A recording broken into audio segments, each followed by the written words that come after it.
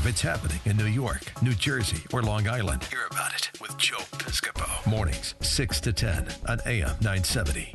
The Answer. I'm in a New York state of mind. Mike Gallagher, the man, he's live and in person and streaming. YouTubing, Facebooking. Digitally. These kids, tweeting. These kids today. Quoting. Instagramming. Yeah. Listen, if I could ban all social media. Snapchatting. I would love to. It's weird you're doing the Jerry Lewis. I just watched a documentary on Jerry Lewis last night. What a life. What a career. Did that last interview he gave to that poor guy when he wasn't having it? I loved every minute of it. Did you really? Oh. It was so uncomfortable. Some of my favorite moments is when Jerry would just go off on somebody and get angry, like on the telethon. Oh, yeah. He would just go off on somebody. And they raised, what, billions of dollars? What was the real, you're Mr. Showbiz. What's the true story behind why he left the telethon? I don't know. It's never been revealed, has it? And he never gave me an inkling of it. I have to tell you, he was a brother. He was a friend. But he would get mad. Big temper. Our little things, One time I called him. We were in the middle of a thing. We were supposed to do a movie. We were supposed to do Nutty Professor. And then I called him to say, what's going on? You have the wrong number, Joe. Like that. Like, wow. Boom. Oh, yeah. Yikes. Oh, yeah. But you make up. It's like a family. Yeah, but he was old school. Old school. I won somehow Lucille Ball, of sort of that same generation. She came up on my show for some reason. I got flooded by phone calls from flight attendants who had to deal with her and said, and God rest her soul, and what an icon, one of the meanest people they ever dealt with. Really? You couldn't talk to her on a plane because that was back before the private jet era, and she would fly commercial, and she was apparently, I got caller after caller saying, I had her on Denver to L.A. She was terrible. She was mean. But it was an old school movie star. I think, now these guys, it's a whole different world with paparazzi and TMZ and everything. It's kind of a new era we're living in. But I tell you, Jerry was a bubbler. He was bubbler. He was bubby. Well, he's part of America. I mean, what a story. And time to do the Jerry Lewis story. You're right. Who would play Jerry Lewis? I think somebody like Justin Timberlake, young Jerry Lewis, Justin Timberlake, the Dean Martin era.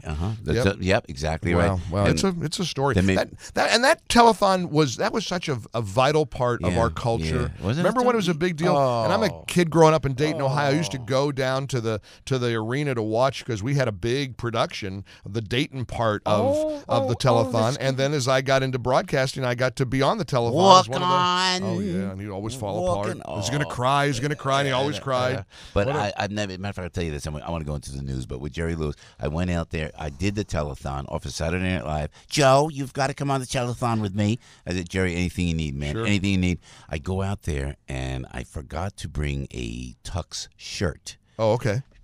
Go in the back, get my shirt, give my shirt, literally the shirt off his back. Wow, I wore the Jerry Lewis shirt. Wow, this is a man. I'm telling you. And that was in Vegas, right? That was I miss him terribly. What a life. Yeah, what a story. Joseph Levitch from really Irvington, New Jersey. Yeah, and was very candid in his later years about his fear of dying, not leaving, having to leave his wife and daughter alone, and very vulnerable and guy. You and I could think of what do you do with that money, Mike? Do you leave it to the kids? Or not? I mean, listen. I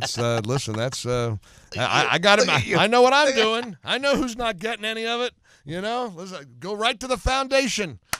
Sorry, kids. You are the best, Mike Gallagher. They're gonna push me off the cruise ship this Christmas. They're gonna knock me off. I always said the exes will be there. I'll be on life support. They'll be lined up. No, sorry. No, Mike. No can do. Pull the plug. No can do. Remember all those Christmases, almost birthdays you forgot, boys? Sorry. No. Let's not go there. Anyway, happy Tuesday. Lots of news. You got welcome political to the show. Where are you from? Hey, how about Ronna Romney McDaniel? Love her. All right, so she's Mitt Romney's daughter. Yeah. Runs the RNC. Love her. RNC has decided they're all in for Roy Moore in Alabama. Now, after they said they cut themselves off from him and his campaign, now yesterday they say now they're all in. They're supporting him. Trump's supporting him. P.S. He's going to win. I mean, he's going to win that election. You feeling that, Mike?